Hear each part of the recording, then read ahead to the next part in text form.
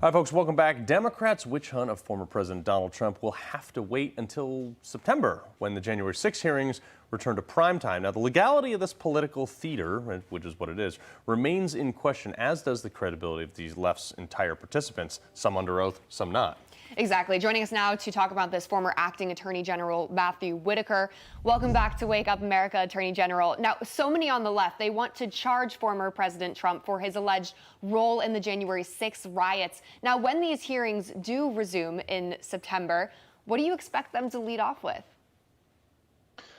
Well, good morning, and I'm glad to be with you today. What they're going to lead off with is probably more of the same, which is a sensational show trial with very little substance. Now, remember, what Congress is trying to do and what this J6 committee is trying to do is get the attention of the Department of Justice in hopes of prosecuting former President Donald Trump, and therefore hamstringing any hopes of him running in 2024. But, in my experience, this unfair, stacked deck committee is not going to provide enough information to DOJ because, quite simply, there's a huge blind spot. This is a one-sided, and there's no cross-examination. They don't have any idea whether these witnesses can be easily impeached and whether their testimony is accurate. They just know that it helps their version of the facts. Well, sir, you know a thing or two about our legal system, being the former acting Attorney General. Now, Garland came out, the current Attorney General, and was basically, we're carrying on a paralleled investigation.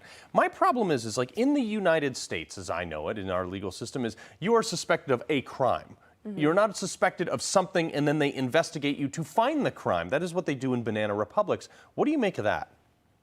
It's a great point. I think it's very dangerous because, as you know, typically a Department of Justice official, whether a U.S. attorney that I was previously in the Bush administration or whether you're the Attorney General, there's two favorite lines. One is I can't confirm or deny the existence of an investigation because we all know how damaging it is to even be investigated to reputations and political futures, but also Hillary Clinton. Saying I can't talk about ongoing investigations, even if somehow the investigation's been confirmed. I think what Merrick Garland did 2 days ago is very dangerous and is really demonstrates how political the Department of Justice has become. Let's move on and talk a little bit about Hunter Biden. The New York Post reported that Hunter Biden's business associate referred to President Biden as, quote, the big guy.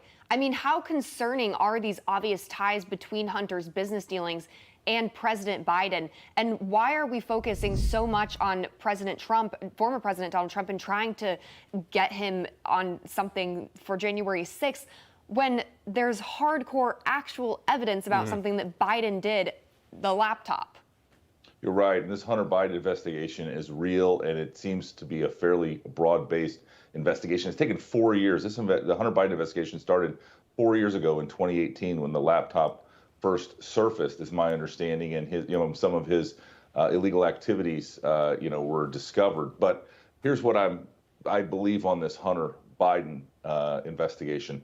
It does affect the President of the United States because at 14 times, based on White House logs, business associates of Hunter Biden came and met with or otherwise interacted with Joe Biden. And to me, that's very concerning. I can't believe that they haven't appointed a special counsel in this situation, but this is what Democrats always do. They never take the political leadership out of the decision-making so that they can do exactly what they're doing, which is slow roll an investigation into Hunter Biden. Yeah, and Don Jr. just had the thought of maybe possibly exploring a hotel in Moscow, and it was the talk of the town, and they were going to investigate. Real quick, I got about 30 seconds left, sir. The FBI, we know they have tried to bury certain stories like this. They've tried to label them as Russian disinformation with Hunter Biden, but yet they're going to go target, everyday people like what they're seeing in January 6th, where people are arrested 9 months later. What do you make of the blatant hypocrisy of an institution that is supposed to be apolitical?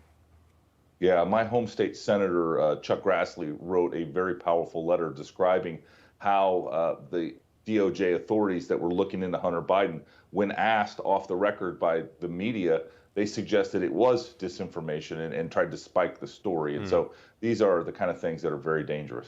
Yeah, it is very crazy. Former acting Attorney General Matt Whitaker, we appreciate you being here, sir. Thank you. Good seeing you both. Good morning. Hey guys, it's Rob Carson. I want to tell you about the Patriot Gold Group. But first, let me tell you that the S&P has already lost $8.2 trillion in 2022. Did you know that? Peak inflation is not even hit despite the Fed rate hikes on groceries, on gas. You know it as well as I do. Morgan Stanley and Goldman Sachs are warning of another 20% drop. Inflation is winning in a knockout right now. The Fed is going to raise rates again at the end of July. Meanwhile, Goldman, Wells Fargo, and Bloomberg are all forecasting gold to surpass all-time highs. If you want to invest in gold, call 888-936-2373 now. Call the Patriot Gold Group today and ask about their no-fee-for-life IRA. Sounds like a good deal, don't it?